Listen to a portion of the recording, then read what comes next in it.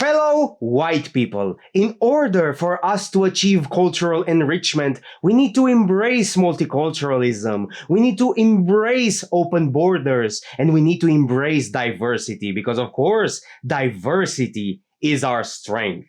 Honey, dinner is ready! Coming, Han!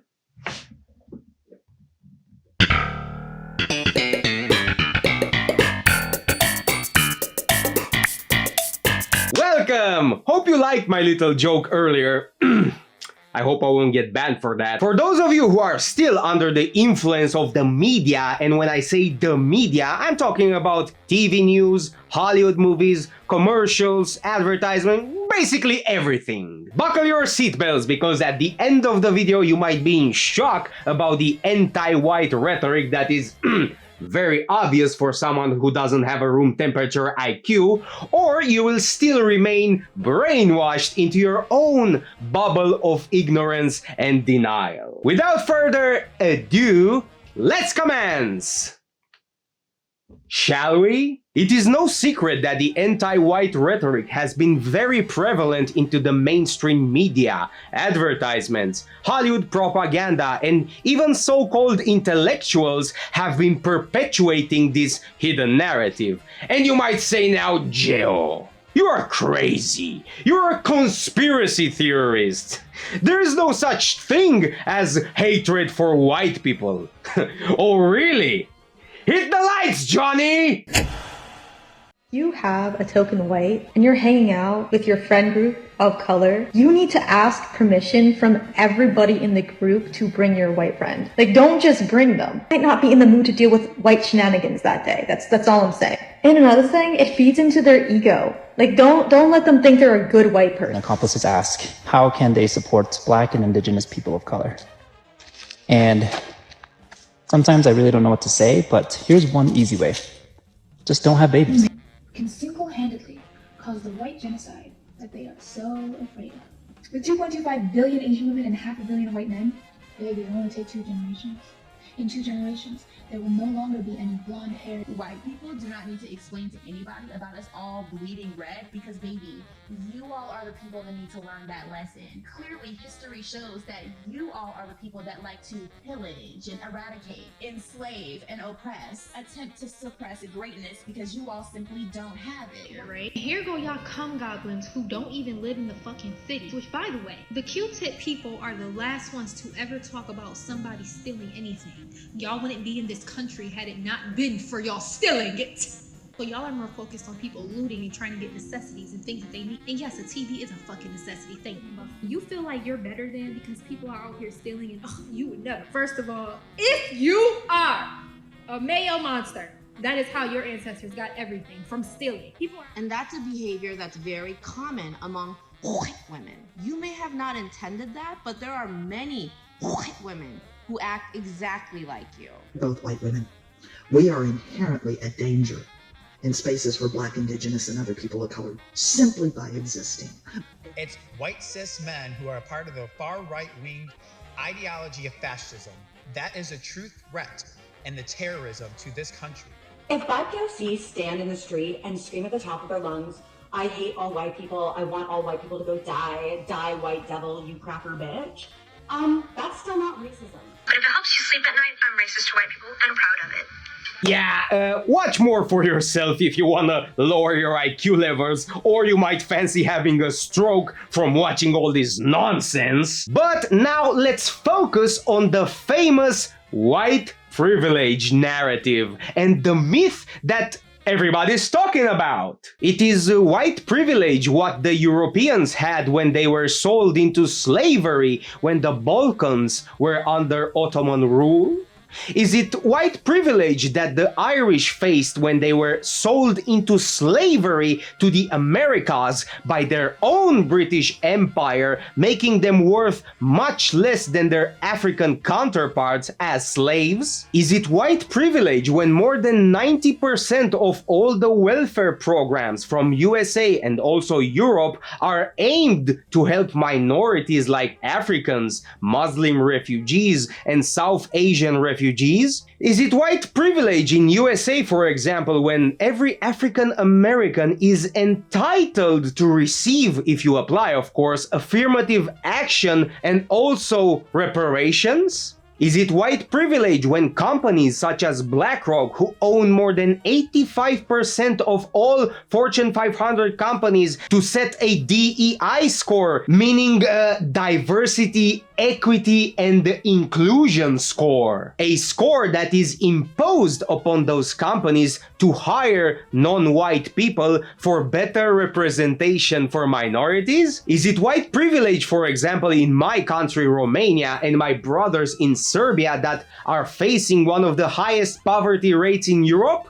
Is it white privilege for the Swedish women who are being raped at a 300 to 100,000 rate since the Swedish government opened their borders to African and Muslim refugees? Is it white privilege when every country in Europe, the ones that commit the most crimes per capita, are the African and Muslim refugees? Is it white privilege when BLM loots stores and burns cars whenever they like and the police is ordered to stand down? Yeah, white privilege is awesome. Oh, and also I will debunk the myth that white people brought slavery to America. First of all, check the names of the ones that owned those boats who brought your ancestors from Africa in exchange for gunpowder so that their tribe leader would be victorious against the rival tribe. You will find out that those people who owned those boats were not white. Were in fact a, as the legend Sam Hyde himself says, silly billies. If only you knew how much of the written history is fake, you would have an existential crisis that lasts more than 2 years. Now, it is no secret that gradually, every year in every Hollywood movie, every Netflix movie or Netflix adaptation is Afro-washed. For example, look here, an African Viking woman, an African woman king who never existed, Cleopatra magically becoming African when in reality she was Greek. Look at every beloved show where the protagonist previously was a person of European descent, now it's a diversity hire. They even try to rewrite history. If you want more in-depth look at how they want to rewrite history to suit their agenda, check out Metatron. This guy is an Italian certified historian and a legend here on YouTube. I watched his channel for years and I think he deserves more recognition for what he does. Now let's talk about some anti-white books and find out who is writing all those anti-white books. Being White, Being Good, written by Barbara Applebaum, who introduces herself as hi, my name is Barbara Applebaum, and I'm a white, heterosexual, middle-class, able-bodied what? Lady.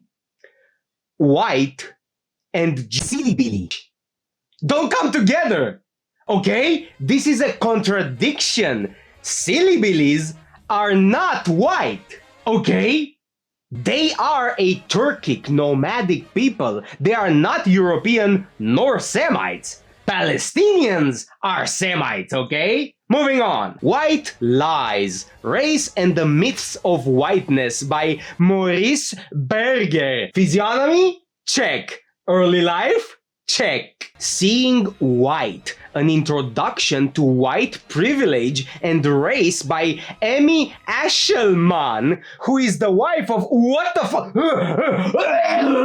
Oh god. White Women, Race Matters, the social construction of whiteness by Ruth Frankenberg. Name? Check. Physiognomy? Check. Treason to Whiteness is Loyalty to Humanity by Noel Ignatiev. Oh my god. Bro, those caricatures, you know what I'm talking about, are too accurate! White Trash, the 400-year untold history of class in America by Nancy Eisenberg. Yep, this one too. White Awareness by Judith Katz. Physiognomy? Check. Angry White Men by Michael Kimmel. Oh my god, this one too? The Possessive Investment in Whiteness. How White People Profit from Identity Politics by George Lipsitz. Bro! You can't make this stuff up, man. You can't make this stuff up. Dying of Whiteness. How politics of racial resentment is killing America's heartland by Jonathan Metzl. And White Privilege by Paula Rothenberg. Bro, all of them? There are 8 or 9 more books which I'm not gonna lay them out for you because we're gonna be here all day, but I think you got what I meant. And also you can see it in the political climate shift all over North America and most prominently in Europe, the rise in populism, the rise in the far-right political movements, and people all over Europe are voting for far-right political parties. Check this video I did on this specific topic. And you know what? I don't blame them. I mean, it's the natural course of history. It's pretty logical if you think about it. If you push Europeans towards this, they're gonna vote and act accordingly. Europeans are sick and tired of multiculturalism, sick and tired of diversity, sick and tired of globalism. Those 3 words that I laid out to you, in reality, they don't mean what the intended definition means. In reality, they mean less white. And I have no doubt in my mind that YouTube will add below my vid a fact check note about the conspiracy theory of white repent. Bro, it's not a conspiracy theory. It's a historical fact! You know, it's actually hilarious how the label conspiracy theorist is used to discredit, to silence, and to ostracize anyone with critical thinking. It just shuts down any criticism or any civil discussion you might have with a person with the opposite worldview. And you know what?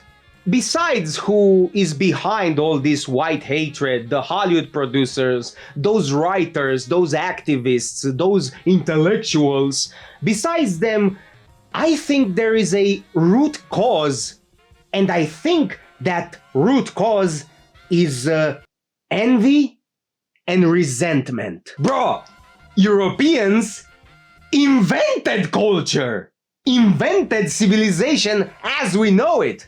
All of this is just cope on their behalf because our ancestors were conquerors.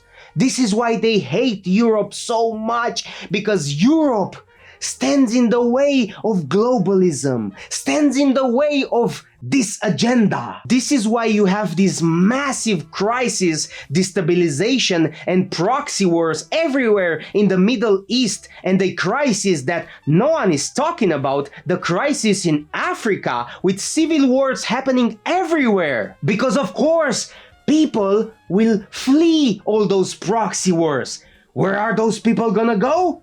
Europe, of course! Flood Europe, get on welfare, rape women, cause havoc, as we are seeing right now, alter the gene pool, and eventually leading to the extinction of native Europeans. How is it not a replacement when 75 years ago in USA, 90% of them were people of white European descent? Oh, and another factor is the brainwashing and propaganda Americans and Europeans were exposed to for more than 8 decades at this point, and that is the individualism agenda. To brainwash women with feminism and brainwash men with the hustle culture, make them believe that having a family is not important, but their own ambitions, their own experiences, their careers, their pleasures, leading to many people not having kids,